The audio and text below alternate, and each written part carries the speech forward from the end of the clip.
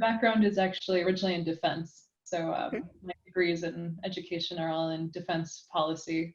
Okay. So I Nice. had my fellowship at the Pentagon. Okay. Spent a lot of time getting educated to do a job that once I did was like, oh, what did I get myself into? I don't. Yes.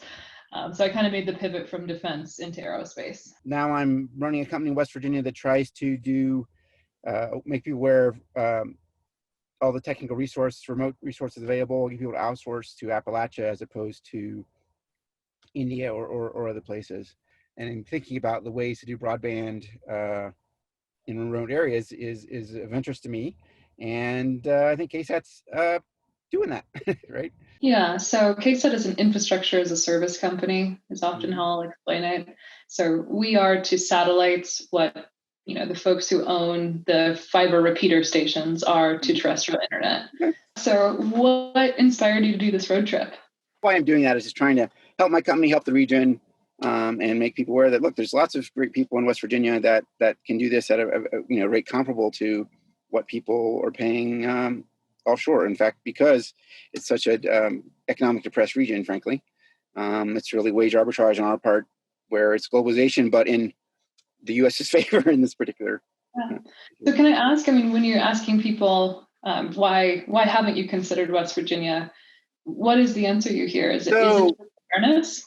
Yeah. So number one is awareness. Okay. First of all, I didn't know you guys are out there who can do this, and they have to be qualified, certified, and they have to be affordable, right?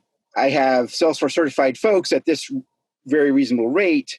We start a conversation about doing work for them. Now, what's kind of cool is that we have places like MIT who are our clients, right? So we run several departments in MIT. We run their Salesforce instance. So I think if it's good enough for MIT, it's probably good enough for most people. Ever since the Second World War, people leaving Appalachia for the cities because of economic opportunity. And now with COVID sort of highlighting remote kind of works, and there's a lot of quality of life advantage of living in a place like West Virginia or Iowa for that matter.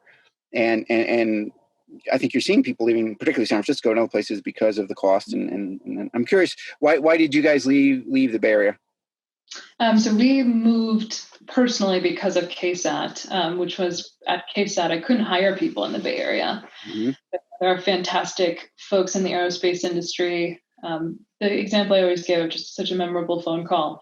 A gentleman who was looking to retire from NASA Johnson, very experienced, was saying to me, I think I can get probably $250,000 for my house in Houston. What can I buy in Santa Clara? I was like, oh my God, like a third of a trip home. Like there's nothing, like you will not own anything for that amount of money. And it's just, it kept being this door that we kept getting closed in our face.